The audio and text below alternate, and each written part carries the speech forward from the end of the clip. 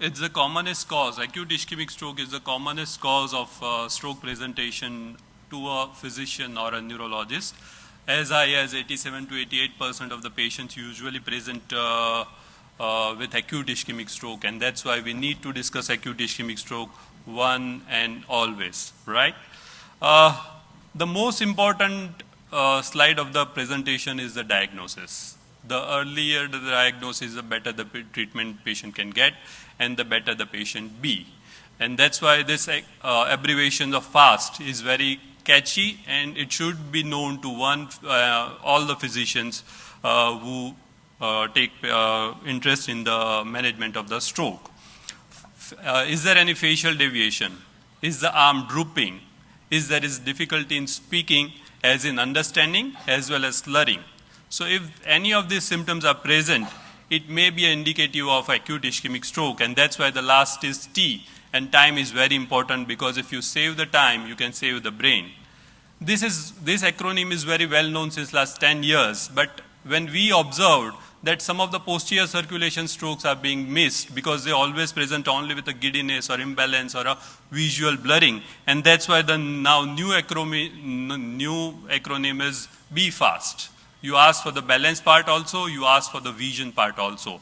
And if you find any of the symptom, rush the patient to the nearest hospital, because thrombolysis can save multiple days of hospitalization and disability.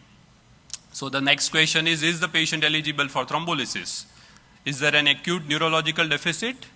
If the time duration is less than 4.5 hours, yes, patient is eligible for thrombolysis. The only thing which we now want is there should be no hemorrhage in the brain. And for that, we can go for a CT scan and MRI. And this is one of the favorite questions of a physician's conference, that whether we should go for a CT scan or a MRI. Both have its advantages and disadvantages. CT scan is very easily available, it's less time consuming, and the cost is less. While MRI can pick up the stroke better, even if it is very lacunar, even if it is in the posterior circulation, it can pick up the stroke mimics also. And there are various modalities also. So the answer is any of the imaging which you are comfortable with is good for the stroke patient, which is easily available and you can interpret. The other modalities are required only for specialized cases. Even a simple CT scan is good enough if you want to thrombolize the patient intravenously. So a sound understanding of the interpretation of stroke imaging is more important than the modality of the imaging. Time is brain. So this is a very good slide to say that if you thrombolize the patient within 3 hours, there are chances that 32 patients out of 100 gets better at the end of 3 months who are functionally independent on their own. If you extend this time window to 4.5 hours, additional 16 patients. So total of 48 patients, 1 in every 2 patients whom you are thrombolizing are functionally independent at the end of 3 months, and which is at the cost of only 3% chances of worsening of the deficit. IV thrombolysis, we all know that this Altiplase is available since 1995. So it's been more than 24 years data are available, and it's easily available. The recent add-on is the tenecteplase. It has been approved for stroke thrombolysis, which is easier to use and can be done in a single shot, and you don't need to give it in an infusion and monitor every 5 or 15 minutes. So tenecteplase is a good alternative. It's little bit less costly also as compared to the Altiplase, and it is FDA approved for the thrombolysis in acute ischemic stroke. Now, apart from IV thrombolysis, now we have also something what we call mechanical thrombectomy, which is in conceptually similar to the PAMI. Once you thrombolize the patient with intravenous drug, then also you can still remove the clot mechanically by going through the vessel, trapping the thrombus, and we retrieve the thrombus, and the flow may be restored better. It's a removable device, no need to keep the stent or the silhouette in the place of the vessel for the persistent flow. It is easily available. Even in Ahmedabad, SIMS is a stroke-ready hospital. We have done almost more than 25 of mechanical thrombectomy in last 2 years with good results. It's also FDA approved. Is there any evidence for this? Yes, there are 5 major trials with this mechanical thrombectomy, and all are saying that if you thrombolize the patient intravenously and do a mechanical thrombectomy, 60 to 70% of the patients are functional independent, which is a good number. And the stroke days of old saying that if you diagnose and give antiplatelet and send the patient home is over. We can treat it acutely if we can pick up the stroke early, and we can start with the intravenous thrombolysis and mechanical thrombectomy. Mechanical thrombectomy is allowed up to even 24 hours of stroke onset. So if you are even in a peripheral center, like in a Surendranagar or Himmatnagar, you can give a IV tenecteplase at the diagnosis of stroke, and then you can send to higher center for mechanical thrombectomy, and you may get a better and better results. The number needed to treat is 2.5 to 7 per for the mechanical thrombectomy, which is far superior than, even I would dare to say, angioplasty and CABG. So what is the current guideline? IV thrombolysis is must if you receive the patient of stroke in less than 4.5 hours, and then after you can offer the patients mechanical thrombectomy. If it is ICA or M1 occlusion, the class 1 evidence, level A evidence is there. If there is M2, M3 of MCA or a vertebrobasilar occlusion, the evidence is class 2B. This is one of the interesting slides, that stroke unit is more essential and is in better giving the results in terms of results in acute ischemic stroke, because it gives the treatment that works.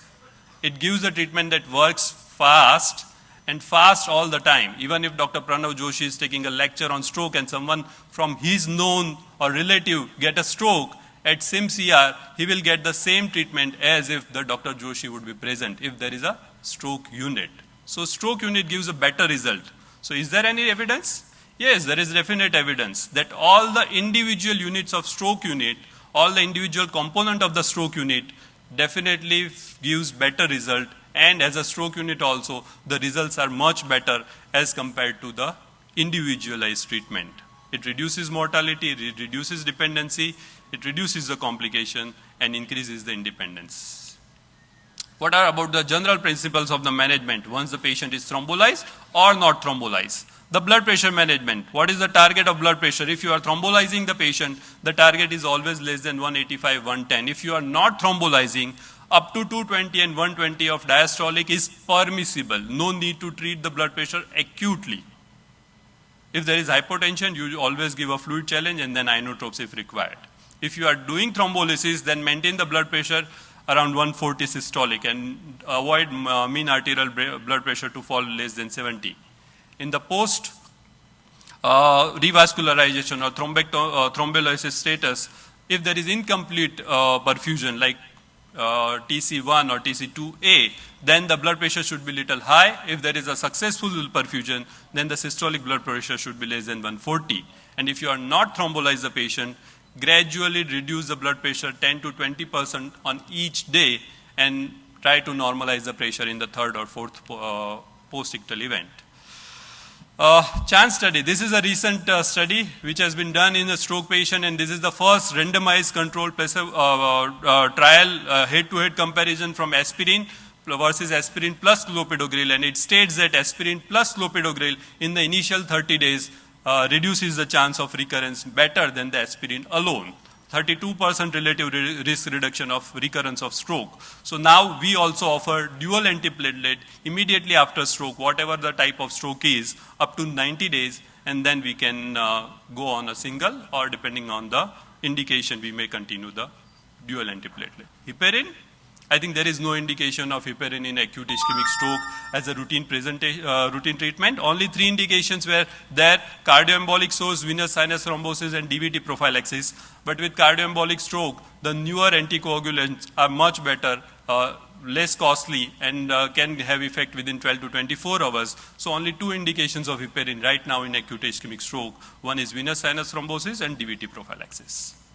Mannitol, it only bites time. It doesn't help much, but in all the malignant edema patients, we usually use mannitol, but it doesn't give good result except biting the time.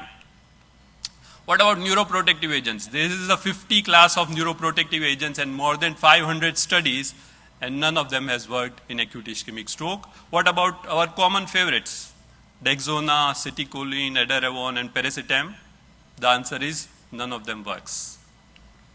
What about stroke diagnosis? And this is most important for the secondary prevention. We know that 88% of stroke are acute ischemic, but there are 5 different categories of acute ischemic stroke, and they all have a different secondary prevention strategy. So you must identify the different etiology, whether it is large vessel, small vessel, cardioembolic, or other cryptogenic. And depending on that, for that you need to work up the patient completely and then decide your strategy. Vascular anatomy with a MR angio or CT angio or a Doppler study is must for all the patients.